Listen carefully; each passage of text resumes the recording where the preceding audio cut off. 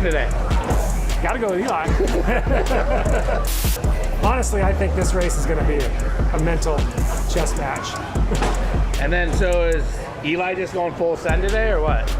Just as fast as he go? Is he coming in? Send enough to win it. Yeah, but like first moto, is he more worried about second moto, or is he? Well, he's got the luxury of being able to go 1-2, and Chase has to go 1-1. So I would say Chase has to be a little more full send than Eli, but they're both going to be sending it. No, we can't be cautious because Eli's not going to be. So we know that we're going to have to push.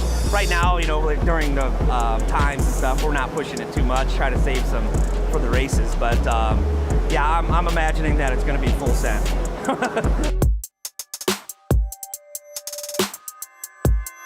We need to go 1-1 today. We need a 1-1. So are you sending it today? yeah, sending it, full send.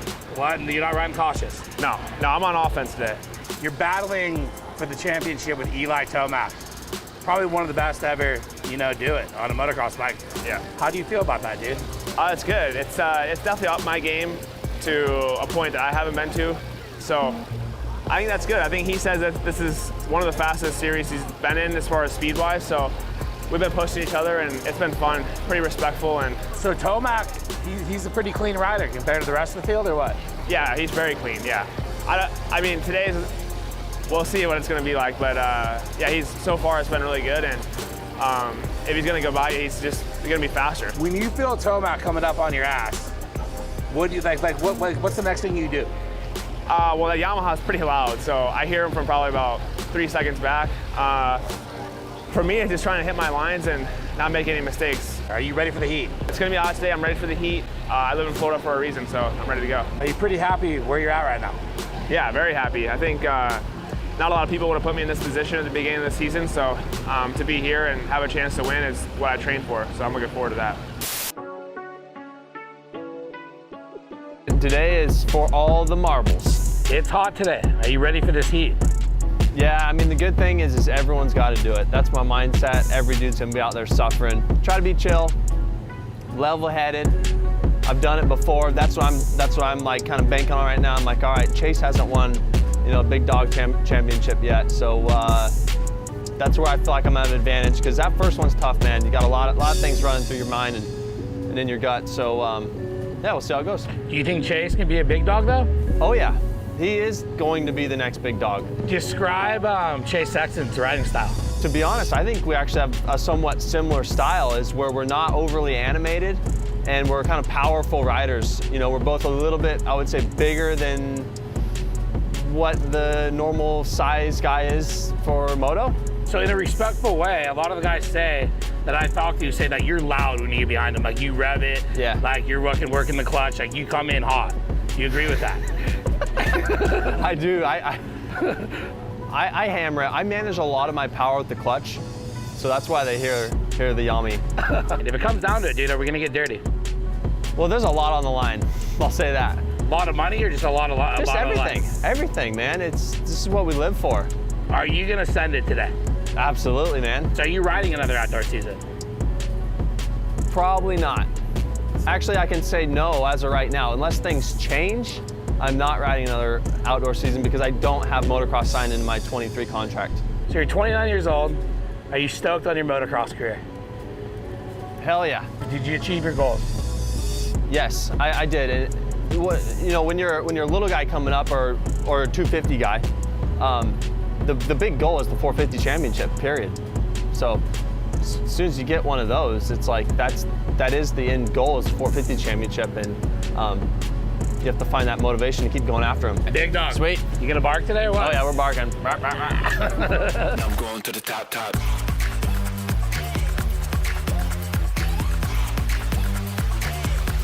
I'm going to the top. This is by far the best game. For sure. I'll be able to get The some one more. that Tomac took was pretty good, but I like being here. You want to do a start, or you want to save it? Let's probably do one. It really comes down to right now. It's if Eli needs to focus and Chase needs to focus. Head forward, run into that first corner, and get that start. Right leg, we got solid laps, all right? Right back at it again. Let's go. Pressure is on, revs are up. Detail.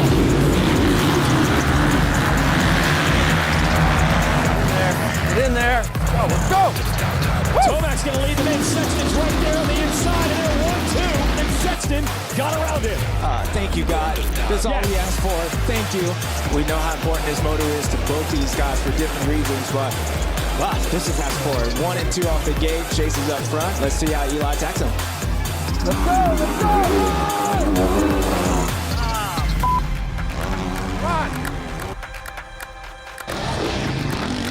Let's go! He's been working this left side the entire moto. He's there. He takes the lead. Sexton comes back. Not enough. Eli Tomac's in the #1 spot. Here it is, the final stretch. Tomac doubles. He triples. Checker flag.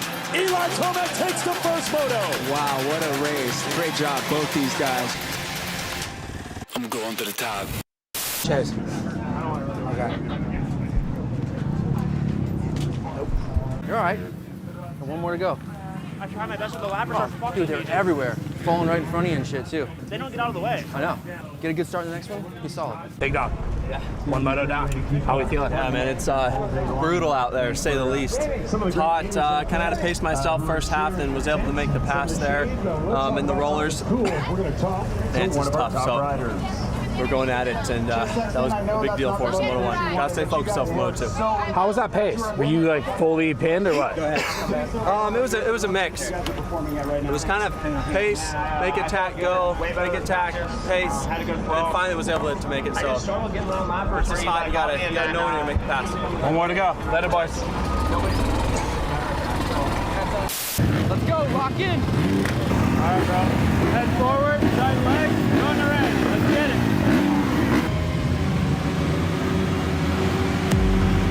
First to the finish line. Never gonna stop, never try. Always going up, no decline. Feeling so strong, Get in I there. might be divine. Get in there. Bullshit me, go build a shrine. But out of the title contenders, it looks like Chase is up there, and Eli, it's 10th place spot right now, so it's gonna be a long race. Oh no, Sexton's down. No way. He hit that bump, and there goes Tomac. I think Chase crashed again. Where is Sexton? Ganging up. He's passing everybody. He's back. The kid ain't gonna give up. We know that. So this title ain't over. It ain't over. There's the move. Tomac goes around his teammate. Oh, he stalled it. And Tomac to the lead. Here it is. Eli Tomac. Under fire. Under pressure. Goes 1-1 to win the 2022 Pro Motocross 450 Championship.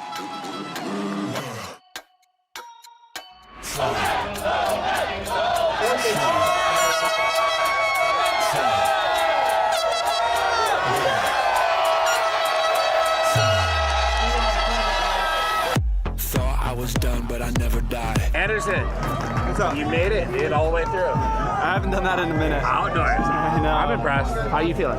Yeah, it's good. You know, it's my best season outdoors. A lot of podiums, couple wins, and at the end of the day, you still want more. But I'm getting old, and I'm hoping my better days are still ahead of me. So let's go. That was tough. I fell 3 times, but I just never quit. You never know what can happen, so just kept trying my hardest, and came up short. But we gotta motivate. This is gonna motivate me. I feel like I'm in a better spot than I've ever been in, and Eli made me a better man. So I'm looking forward to next year, and it's gonna be a good one. Team USA. Yeah, What Team about USA. that? We got that still, but I'm talking about for Supercross. Team USA, it's gonna be fun being teammates with Eli. Hopefully he shares a few secrets with me, and we can go there and win. That's the only goal, and that's where my mindset is now. What now, dude? You go to Disney World? Disney World, man. You're the guy now, dude. Crazy year, man. Crazy year as a whole. Like I dreamed of it being this way, and you always do that, but usually something happens in there, and I guess my knee almost did do me in between these 2 seasons. But other than that, it was the dream season. Go seize that bike. That's next. That is next. I didn't do this.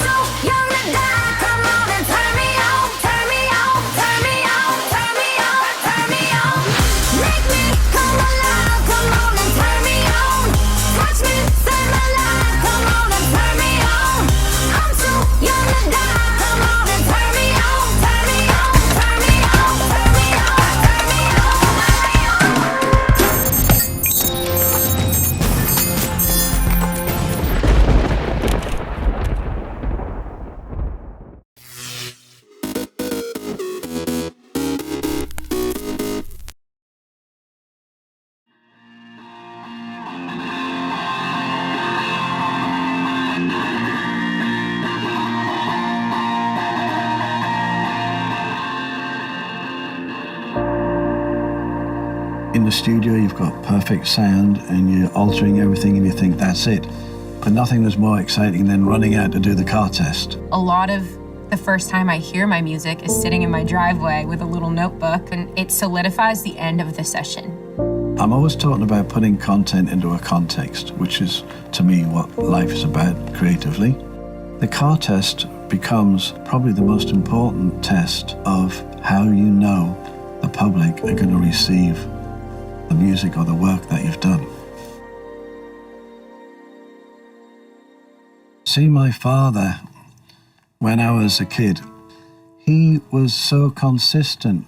He was that kind of person that was like, in the center of a storm, you just knew, well, you can rely on him. When you were a young kid and your parent goes, right, every Sunday, we're going to take the dog along the seafront and watch the waves crashing over. Then we're going to go and get hot chocolate at this place. And they seem like small things, right? But it's these small things that, you know, burn a hole in your brain really about the importance of instilling those magic moments. So you kind of pass it on, these little moments, you know? My early memories were listening to Bob Dylan with my dad. He always was just looking out for me at the end of the day, and I just happened to go into music. If I wanted to be a soccer player, if I wanted to be an accountant, it would have been the same relationship. He really is in my corner, and we get along so well. I happened to fall in love with the same thing that he did. The interesting thing with Kaya is I noticed when she was very young, she was given a little book, and it was called Blues Poems. And I think she was about 7 or 8. And my wife and I were going past her bedroom and she had it open. She was singing them like an old blues lady. I was like, what?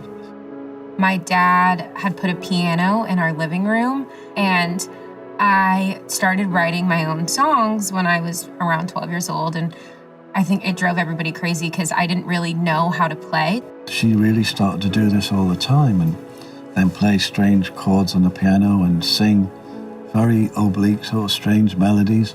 And that's how I always felt, was like, I don't know what I want to make because I love everything. Music chose her, you know. It was just impossible for her to go off the path. If things go south, I'll figure it out. Nothing keeps me going quite like myself. If things go south, I'll figure it out. I didn't regard myself as a record producer. I was a songwriter too, and at the beginning, I first realized that I needed to learn how to produce records was the frustration of being produced by other people. And in those days, no musician really was allowed near the board. You played your instruments and then you sat somewhere at the back and listened. But I kept wanting to put my hand up, you know. My dad's my favorite person to work with. It was nice to have someone who totally understood from the start why I started making music. And it was because I just loved to do it. And the best advice he's ever given me is the second you stop loving it, it's out the window. The song, If Things Go South, was really about me realizing the strength I have in myself. I've figured out things before and I'll figure it out again. I'd always dealt with anxiety, but I didn't realize until I was talking about it, and the way I was coping was moving forward all the time. And COVID put things in perspective because I was sitting with myself. She'd been through a really hard time and she was suddenly trapped in a flat on her own, and I was diagnosed with OCD. A lot of the album is about that, and from there forward was this journey of like, all right, now I gotta figure out how I'm gonna live with this and not let this be my whole life anymore. If things go south, I'll figure it out. Let's just head south. Just drive away from them. Just they go right, we go that way. She sort of started to work her way out of it with songs. And so literally what happened, within about 4 or 5 days, 10 songs came blurting out. I would play the guitar and she would just sing it sitting in a chair. She never got up and sang in a mic. And it all came out, and then she realized what she was letting out and writing. The song especially is so much about just loving yourself. Even if loving yourself is not like shouting it from the rooftops, you can do anything. I think growing up, I always thought that song takes a lot of time, and you put everything you feel into it, which I do, but I always think the best songs that I write are the ones that I kind of write on accident.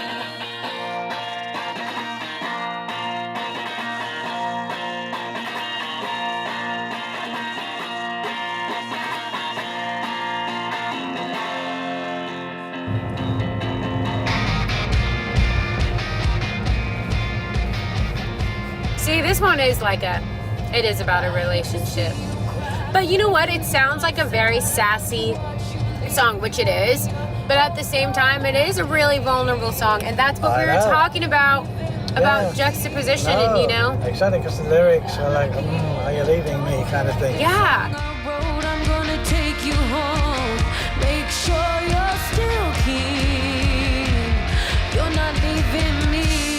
Growing up in a rock and roll environment, I had to put a song on the record that was rock and roll because I was so inspired growing up by rock and roll music. And that was a song that, first, I always say more than anything, I'm a live performer. And that was the song that I was like, when I play live, I want a song that's gonna get people really excited. Bluer than the ocean when you're not around. But I'd never tell you, would I let you down? So the reason I did the honey in that sultry voice was almost to be like, I've made myself the least, I'm so nervous and act so unattractive and all these things that I'm saying. But at the very end is almost like, honey, you still like me, Honey, honey, honey.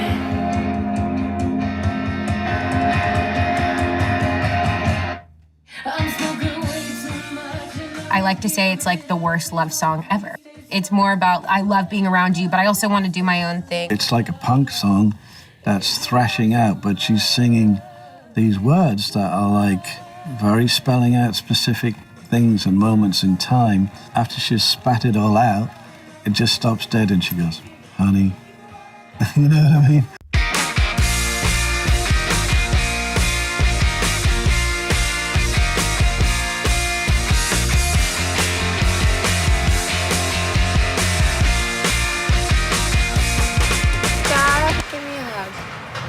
I love you.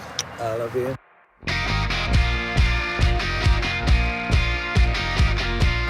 I think this is great. I do too. I think this was when it could not have gone better. Why have you got high voltage system enabled?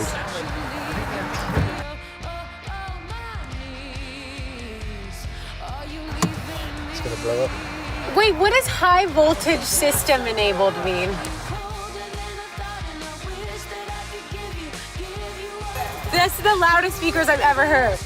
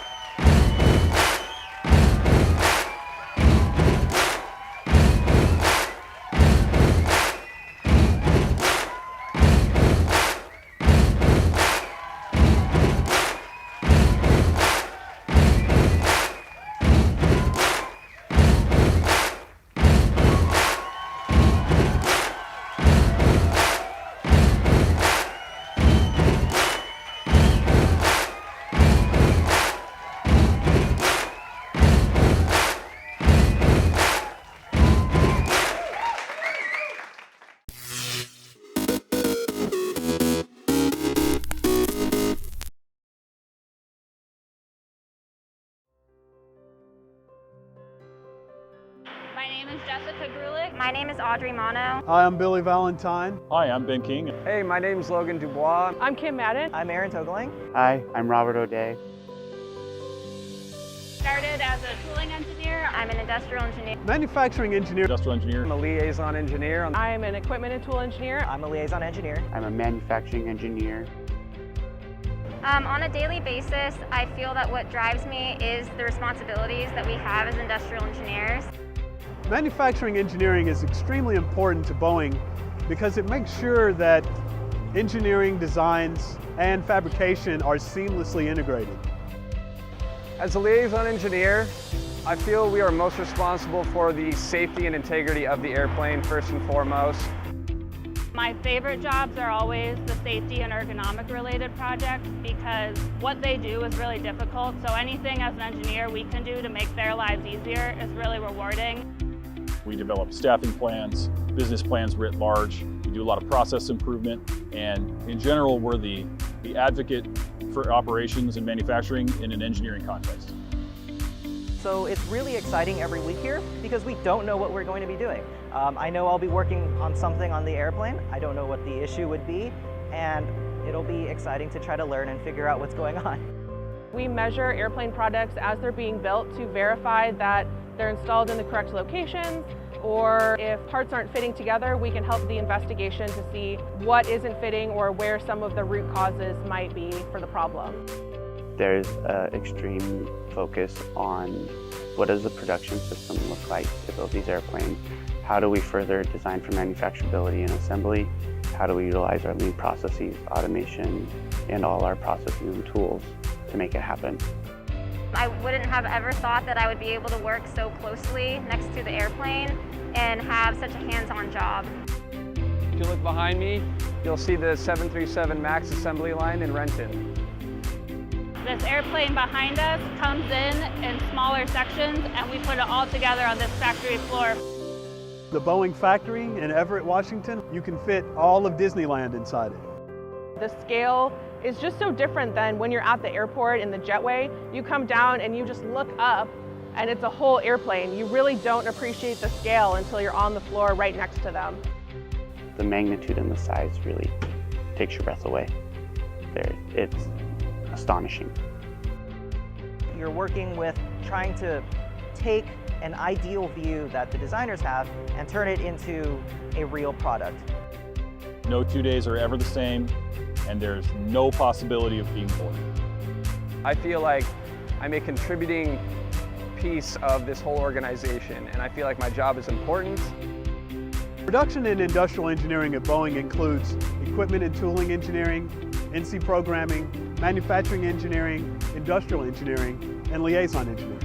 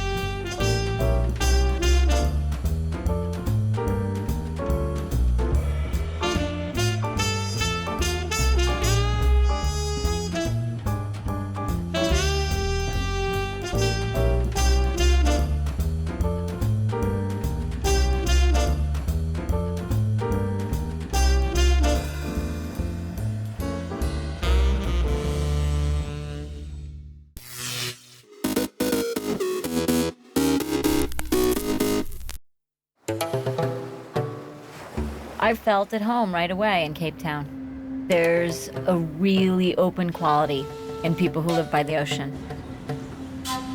The people here have a real sense of fun, of relaxation, lightness of touch.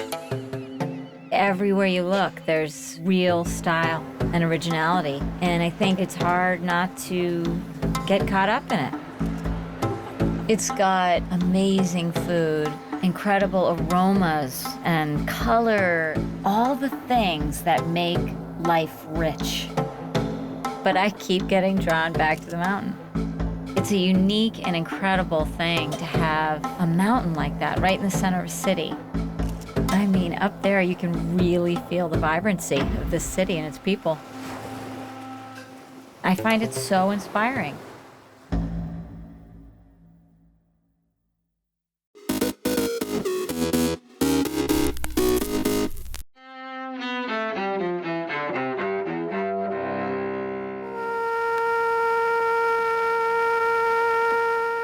November 25th, 1963.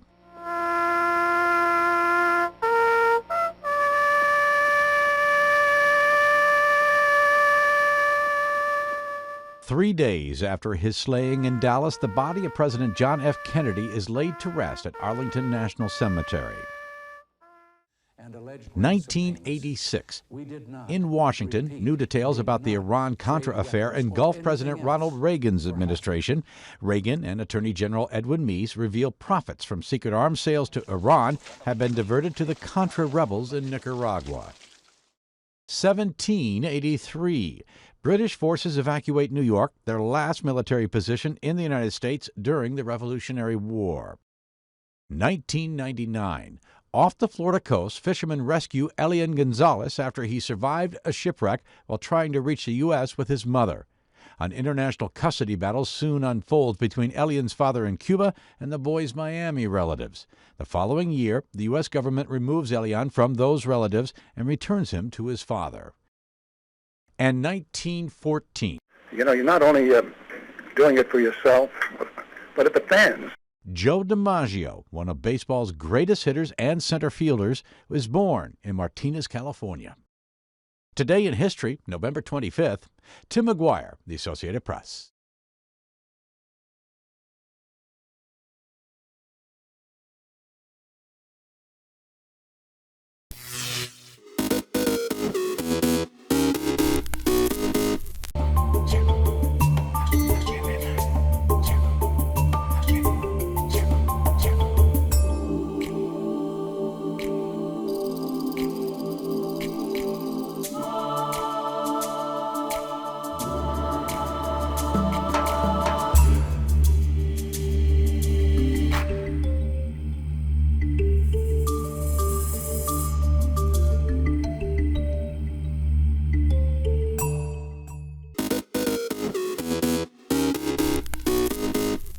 Welcome back in our studio, and in today's news,